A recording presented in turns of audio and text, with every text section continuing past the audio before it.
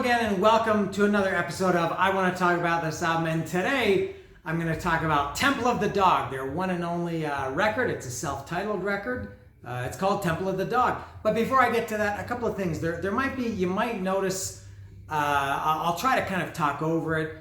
One of the bad things about living in Mexico is that a lot of people in Mexico, unfortunately, they're very, very rude, thoughtless, inconsiderate, ignorant.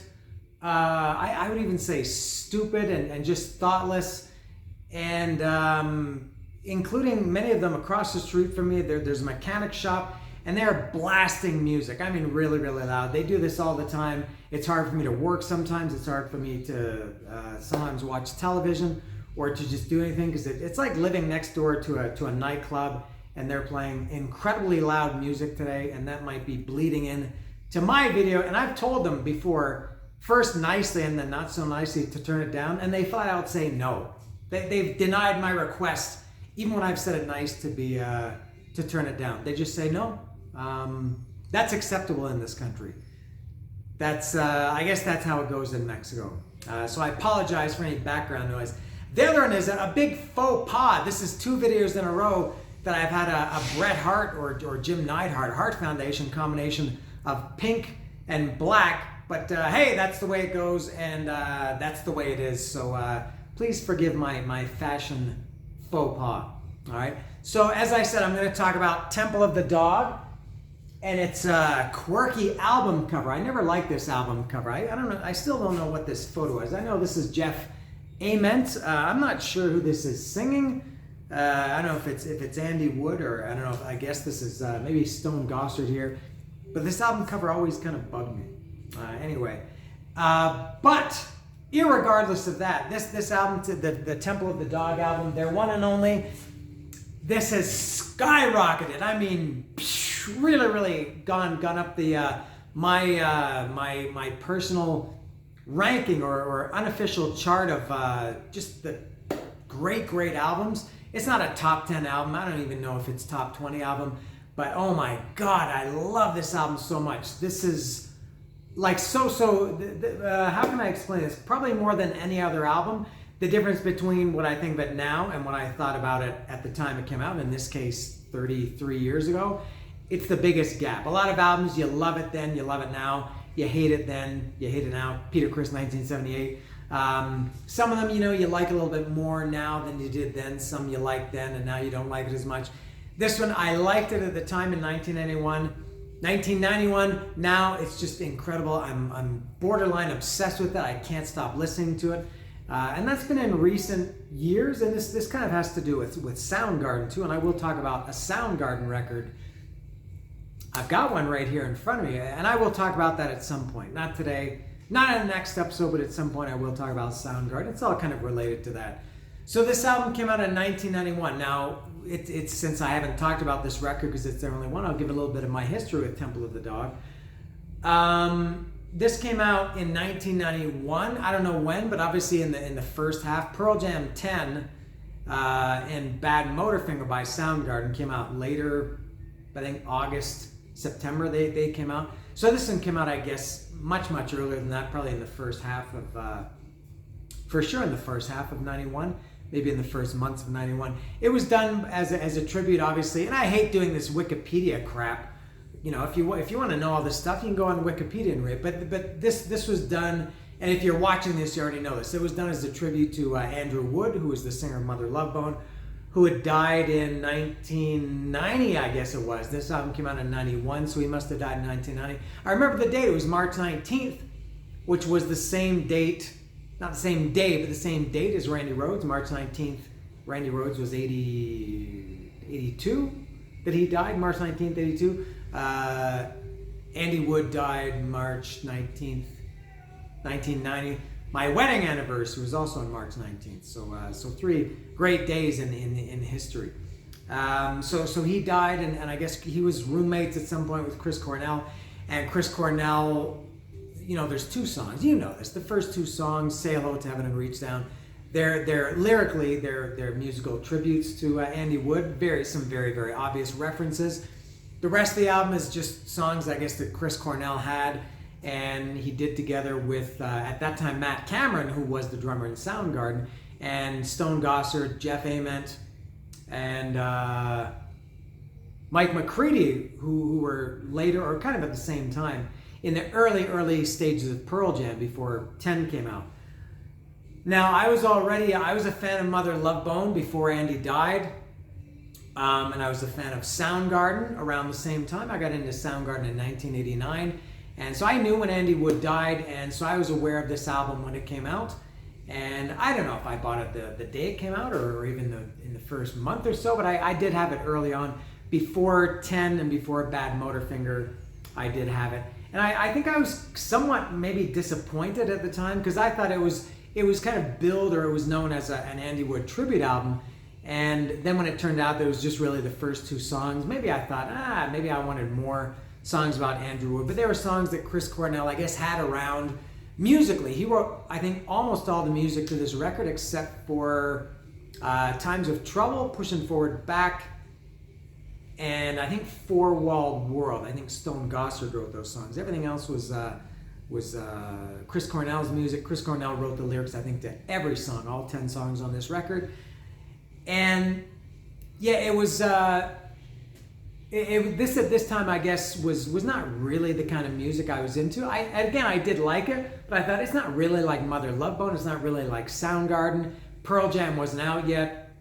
So this album has a couple of good songs, but some songs they're just not really my style. Well, tastes change, except for the Peter Criss 1978 Soul album. My opinion, my taste on that will always be way down at the bottom of the barrel. That will never change, I promise.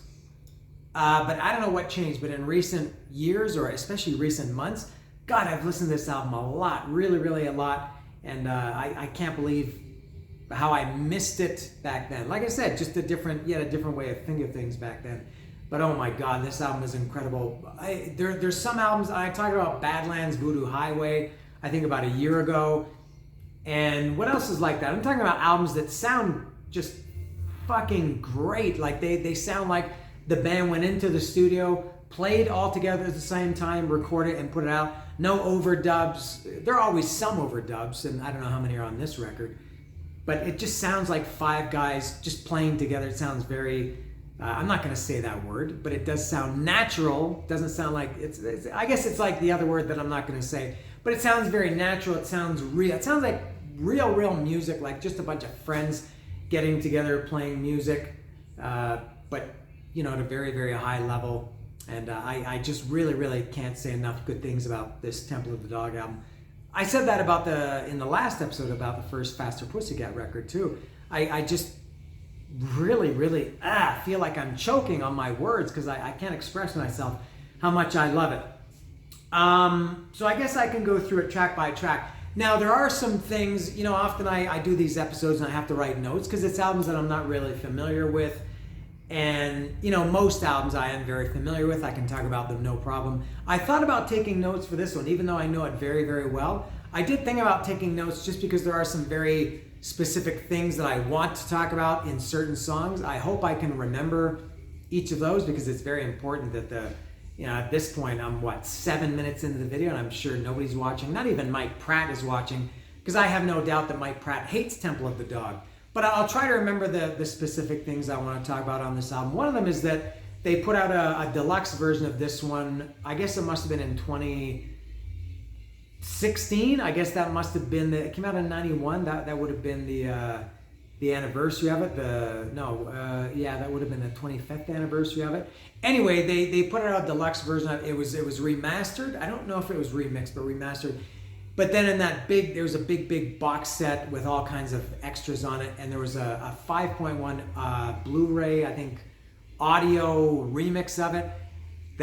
That's what I've been listening to mostly, and oh my God, it sounds incredible. Very, very. I love these Guns N' Roses, Appetite for an Onion. They put that out in 5.1 sound a couple years ago. Soundgarden, Super Unknown, and they really a lot of remixes. They don't, or remasters especially don't, all they just do is sound louder. Some remixes are good, some not so good. This one is, it's very, very noticeable, the 5.1 version with headphones for sure. Same with Appetite for an Onion and the other ones. But you can really pick out certain things that in the original version, they were there, but you couldn't really pick them out. So this one sounds amazing. So I'll try to remember a few things about that. Especially there are two songs especially, there's something I want to say about, and I'm kind of reminding myself now, Hunger Strike and Wooden Jesus. There are two things that if I can remember, I'll talk about those. If I don't, you can tell me, and I can type it to you. So here's the record, and there's the back. It's a double record. It's a gatefold. I think this album was pretty close to an hour long. It's 3 sides. I'm not sure what the 4th side is. I don't know if that's a new thing now or what, but there it is. And I will open it up now, and I will begin to talk about each song individually. Trying not to cut it. Now on the CD, what was the packaging on the CD? I can't remember. It did have the lyrics for sure, and I think this is all Jeff Ament or Jeff Ament's handwriting, and I think everything, all the art on here was done by Jeff Ament, as it was on, I guess, pretty much all of the Pearl Jam records. So I'm not sure what. All right, let me take a look at the gatefold. Oh, cool. All right, very nice. So this is there's some pictures here. This is from the Hunger Strike video, and these are the words that this was.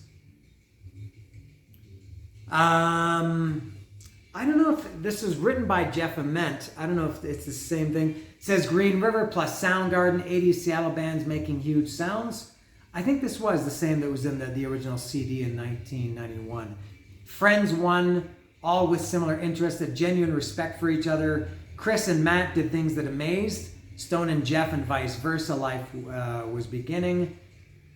They had many common friends, one being musician, entertainer, Freddie Prodigy, Andrew Wood, who lived with Chris, worked with Jeff, and played an occasional acoustic set with Stone. Green River broke up and Andrew joined Stone and Jeff, Mother Love Bone. Life was great. Soundgarden made records, toured, rocked hard, flourished. I think Donald Trump says flourished, doesn't he? But it's flourished. Mother Love Bone made records and was on the verge of. And then we all lost our beautiful friend Andrew. The rest of us hung. Told stories, helped each other, laughed, cried. Life was confusing. Chris wrote 2 amazing songs about Andy, Say Hello to Heaven and Reach Down. And then asked Stone, Jeff, Matt to record them. Yes, life moves on.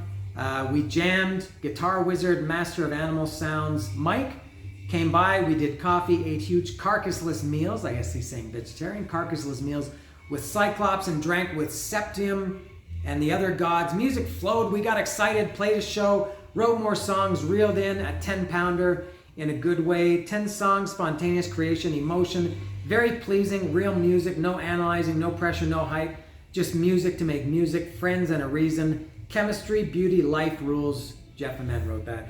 And maybe, I guess they couldn't fit that on the hype sticker. I guess that's maybe subconsciously reading this back then was what made me feel kind of that same way, that it felt like just friends making music, and it just felt really natural, just guys getting together and making music. All right, now this does not have the lyrics. It's just this plain white sleeve. There's side A and side B, different images on the actual record label. Maybe the other record will have the lyrics in it. Whoops. That's kind of... God, that's hard to get in. I'll leave this out for now and be more gentle with it later. No, there are lyrics. All right, so the other record, let's see. Okay, so there's side 3, and so the empty side, I don't know what this is. Oh, it's just plain black. No music, no grooves. This is very cool. It's kind of like an etching, not a hologram, but I don't know if the light can pick it up, but there it is there. I've never seen that before. I don't know if that's a new thing, but that's kind of cool. If you're not going to put music on the side, at least put something cool, something artistic. And I will, I'll put these over here, and there is a separate lyric sheet in here. I could see it.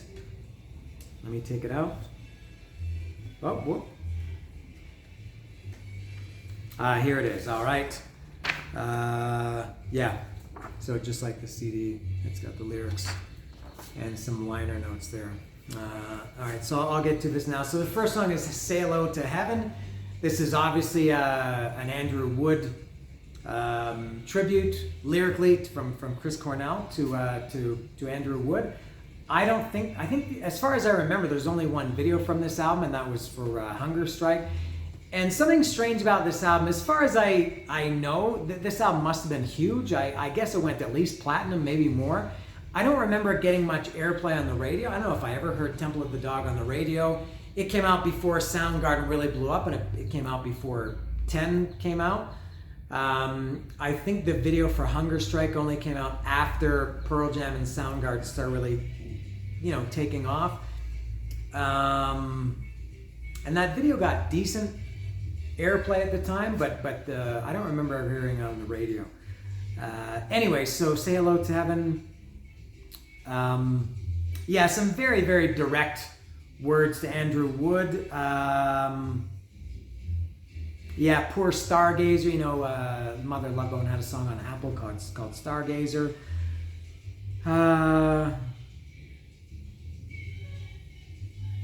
Yeah, all right. And I like that song. It's a strange way to start an album. I think this album, it doesn't really have, one song that would be a true opening song. I guess they open with "Say Hello to Heaven" because this was meant as an Andrew Wood tribute. So they wanted to do, I guess, the first two songs about Andrew Wood. And it is a strange opener, especially for back then. Bands open with, the real rock songs. And there's maybe only really one true rock song on this album. And I that's another thing I should say about this album, what I really like about it.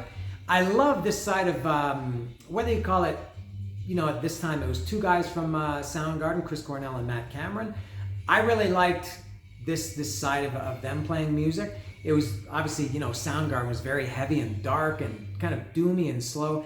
And this is so opposite of that. So "Say Hello to Heaven," very strange opener, but appropriate for this record. The next song is "Reach Down," and oh my God, and the music I think is getting louder over here. It sounds like I'm in a Latin nightclub or something. "Reach Down," oh man, this song is, I believe it's 11 minutes and 16 seconds. Whatever it is, it's 11 minutes, let's say 11 minutes and 16 seconds of perfection. There's no time on these tracks. "Reach Down" is one of these songs that I liked it at the time. This more than anything is this song, "Reach Down," and Pearl Jam did this song. I think the thing that got me back into this record a few years ago was Pearl Jam in 2011. They were doing some 20th anniversary shows, and they played a show at Alpine Valley, Wisconsin, and two shows actually. Chris Cornell came out and sang. I think at each show they did 4 songs. I think they did "Hunger Strike" and "Reach Down" at both shows, and then at the other there were other 2 songs. I think one show they did "Stardog Champion" from Apple, and maybe another song from Temple of the Dog, and then the other show they did 2 songs from here. But it was it was "Reach Down," or hearing Chris Cornell singing those Temple of the Dog and Mother Love Bone songs with Pearl Jam, that kind of made me go back and revisit. And oh my God, "Reach Down" is just incredible. This is directly about Andrew Wood. I had a dream the other night. You were in the bar in the corner on a chair, wearing a long white leather coat, purple glasses, and glitter in your hair. And you said, "Hey, this is where I want to sit and buy you a drink someday." You were going to the dog shows. How does that go? You were going to the dog shows, but you kind of lost your way. And you say, "No, I got all this room, but no money to decorate it." So you called some local customer who put you in touch with the man upstairs. And this has some really, really sad lyrics too. There's one later that says, for me, it seems like the first 2. And I'm not good at analyzing lyrics or anything like that. Let me put this down. But I think lyrically, the first 2 verses are Chris singing about directly to Andy. I had a dream. I saw you, meaning Andy, in the corner in the bar in a chair. And then I think the second two verses are more from Andy's perspective or Andy's point of view. And he says later I think it's maybe in the third or in the fourth verse, love was my drug, but that's not what I died of. Just very, very sad, very, very sad lyrics, but very, uplifting, I think, in this song. It's got a long jam, 5 or 6 minute jam section in the middle, and maybe one of the greatest vocal performances ever, which is amplified by the fact that it's done a cappella. After this long 5-6 minute jam guitar solo, they kind of bring it back down, and then it's Chris Cornell and some backing vocals. I want to reach down and pick the crowd up, and Cornell is just wailing and pick the crowd up. And I feel kind of stupid trying to sing like that. But he's just wailing and wailing. It's the equivalent of a guitar solo. This is like a vocal solo. It's Chris Cornell saying, look at what I can do. Watch this or listen to this. And I reach down. It's 11 minutes and 16 seconds, whatever it is. And I just can't get enough of it. This song is what got me back into Temple of the Dog and made me realize how great it is. The next song is Hunger Strike. Now, before I forget, the one thing that I did want to say about the 5.1 remix version of this album, clearly a big difference when Ed Vedder's voice comes in. It's a duet, obviously, with Chris and Eddie Vedder. When his voice comes in, it's clearly muted a little bit. If I went back and listened to the original version, and Chris's and Eddie's voice are equal, but on the 5.1 remix, one small thing I don't like about that is Eddie's voice is clearly muted, which some of you, probably like Mike Pratt is making some smart ass comment to himself saying, yeah, his voice should be muted. I don't want to hear that guy, that marble mouth mumbler Eddie Vedder. I don't want to hear him. But yeah, Hunger Strike is great. And another great thing about the 5.1 remix of that is there's in the guitar, once the vocals come in, there's a secondary guitar that's much clearer than in the original version. I went back and listened to the original version by comparison, and now that I know it's there, I can hear it. But it was one that I never really noticed before, but you can hear it much more in the 5.1 mix. I think it sounds amazing. And Hunger Strike is great. And I have seen Pearl Jam do that song. I saw them there 3 nights in Mexico City in 2003, 21 years ago. And they played Hunger Strike at all three of those shows. What's her name? Corinne Tucker from Slater-Kinney did the duet with Eddie Vedder. That was so awesome for me to hear that song live. I think that was the first time Pearl Jam had ever done it. Next, what comes after Hunger Strike? It's is it Pushing Forward Back? Yeah, it is Pushing Forward Back, and this is as I mentioned earlier. This is maybe only the real true rock song. They're all great songs, but this is the one that's maybe the most rockin' song, I guess. Mother found me on her mother found me on her step. Gracious mother held me to her breast until the day I started pushing forward back. I don't know, this is another one in the remix, sounds way better. Towards the end of the song, after the solo, there's kind of a breakdown part where it's just drums and vocals, and you can really hear Eddie Vedder sings back up on this one, on Pushing Forward Back, and I think Your Savior, and I think Four Walled World. And when I heard that originally in 1991, you could barely hear him. But now you can hear him much more clearly, especially on Pushing Forward Back. I was pushing forward back. That's a great song. It's got this was Jeff Ament and Stone Gossard who wrote the music to this one of only 3 that Chris Cornell didn't write the music for. And it's got the credits here. Yeah, music, Stone Gossard and Jeff Ament.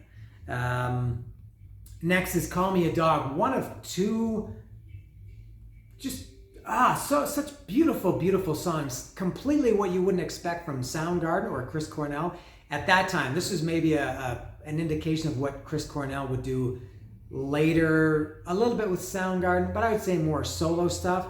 A very, very different side of Chris Cornell. Just unbelievably beautiful song. Lyrically, musically, it's got some really nice piano. It's not a ballad, but it is a quiet love song. And again, I'm not good at interpreting lyrics, but this is kind of maybe like a bittersweet song about the woman, falling. I guess Chris Cornell sings this kind of in first person. You say he's talking, I guess, to a woman. He says, you call me a dog, well, that's fair enough. What's the other line? You say it's bad luck to have fallen for me. I guess the woman is maybe unhappy in the relationship. I don't know if it's based on real life. And then, the repeated chorus is, when it's my time to throw the next stone, which I guess means maybe to insult you or say bad things about you, I'll call you beautiful. He's not going to throw stones. He's not going to talk shit about her. He's going to, it seems that Chris Cornell, or the protagonist in the song, has stronger feelings for the woman than the woman does of him. That's my interpretation anyway. But just a beautiful, very, very lush, quiet song. Amazing, top notch. This one, and there's another one later. Next is Times of Trouble. This is a Stone Gossard song, which later became Footsteps, which was a B-side from 10. I think it was on this Jeremy single or Live or something like that. And at the time, Times of Trouble was my least favorite on this record, or one that I just never really got into. And then when Footsteps came out, I guess in 92, I thought, oh, okay, that's Times of Trouble. And didn't really like it either until Pearl Jam did a record called Lost Dogs in 2003, which was a collection of B-sides, and they put Footsteps on the Lost Dogs, but it was a completely different version. It was, well, not completely different, but significantly different, and I loved it. That version of Footsteps on Pearl Jam Lost Dogs is amazing, and one of the few Pearl Jam songs I'm really, really chasing live. I really want to. They play it, maybe once every 20 shows, 30 shows, so it's very rare, and I really want to hear Footsteps. But yeah, Times of Trouble is also a very laid back song, not a love song. Definitely, I guess it's about drugs. When the spoon is hot is the first lyric, so I guess it's a drug reference.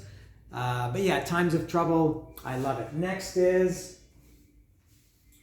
Wooden Jesus. Man, this is another really, really nice song. It's got that cool, and I should say Matt Cameron is maybe one of the greatest drummers ever. And this has a great drum intro.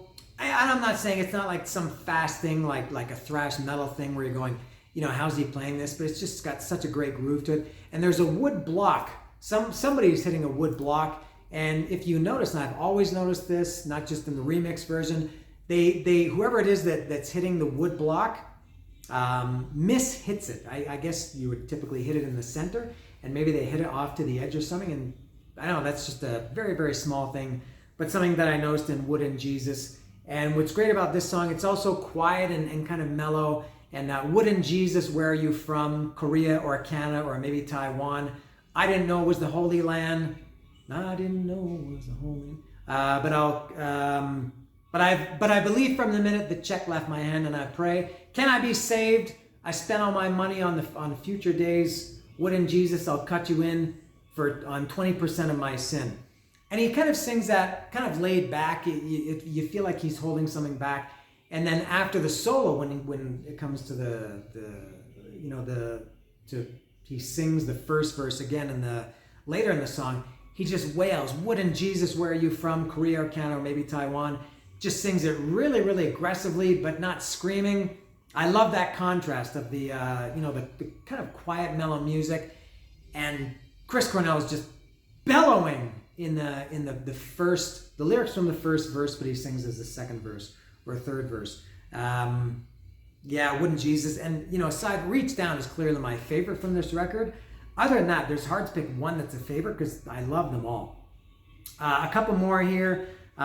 Your Savior, also cool drum intro to this. Good groove to this one.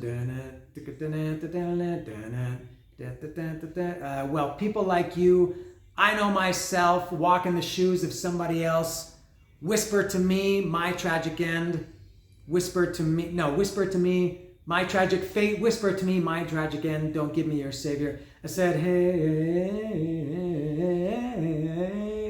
and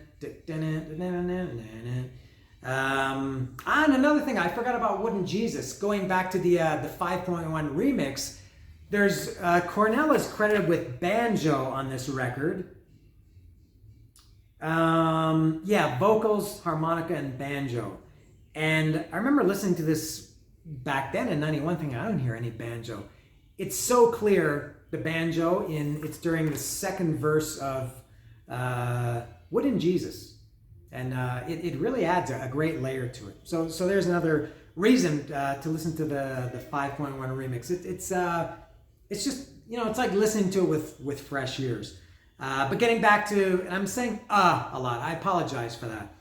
Your Savior is a great, great song. I love Your Savior. Maybe Wooden Jesus, Your Savior. Call Me a Dog, another one. I don't know, man. These are all such great songs. Two more. Four Walled World. This is another Stone Gossard one. This is one that I really, really didn't like when this came out in 1991. And I guess I didn't really know why. I know why now. You may remember, and I know nobody's listening to this, but so I don't know why I'm saying this, but I used to hate Led Zeppelin. I just thought this band sucks, Led Zeppelin. Now, I more than like them. I really like Led Zeppelin. I have a much, much stronger appreciation for Led Zeppelin than I did in 1991 when I was 21 years old. And this song is total Led Zeppelin worship. I guess I didn't realize it at the time. But I think that's, looking back on it, that's probably why I didn't like it. Really, really, really Led Zeppelin throughout the song, specifically Dazed and Confused. The guitars, I think even the drums, guitars more than anything, but just this has a really, really Led Zeppelin feel to it. Now that I like Led Zeppelin, I have a much greater appreciation for Four Walled World. And I love the song. I especially love at the end. This is another, I think, that benefits from the 5.1 mix, the backing vocals. The last couple of minutes of the song, it's just Cornell wailing and wailing. He's just screaming, Four Walled World, Four Walled World. And great Eddie Vedder also singing backing vocals here. Kind of a droning, I can't do it, but kind of this droning backing vocals. Four Walled World, more than any of these other songs, went from low to much, much higher. It's a fantastic song.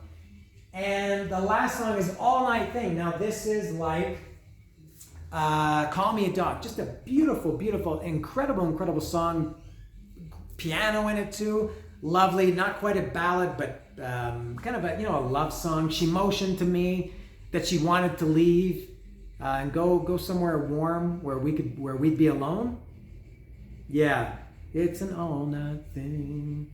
I don't know if that refers. I don't know if it's a sex song. All night. You're going all night. And Pearl Jam has a song called All Night as well, which is an excellent song. But what a beautiful song, and just a nice way to close this album, Temple of the Dog.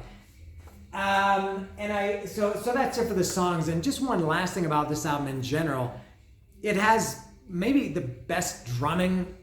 I don't know, maybe that's hyperbole, but it one of my favorite drum albums ever is Temple of the Dog. And in these recent years or even months that I've been listening to it more, vocally, I don't know if there's a better record where the vocals throughout sound better. Not Freddie Mercury, not Jeff Tate, Dio, whoever, Rob Halford, Bruce Dickinson. Chris Cornell, I've talked before, I don't really like Chris Cornell's, or I didn't at that time, in the first Ultra Mega OK and Louder Than Love. His shrieky banshee voice, I didn't really like it, but I do love when he sings like this, his when he sings aggressively, powerfully, but not shrieking in that high pitch voice. This combination of Matt Cameron on drums and Chris Cornell singing is... oh man, I don't know if there's a better vocal drum combination than there is on this album. I don't know, man. I love this album. It's so good. Yeah, I don't know what else to say. I feel like I have more to say, but can't do it. Yeah, so there it is. 1991. just an all-time great album. I don't need to tell anybody. I'm sure you already know about it, but I'm going to tell you, and I can't tell you enough how much I love this. Temple of the Dog.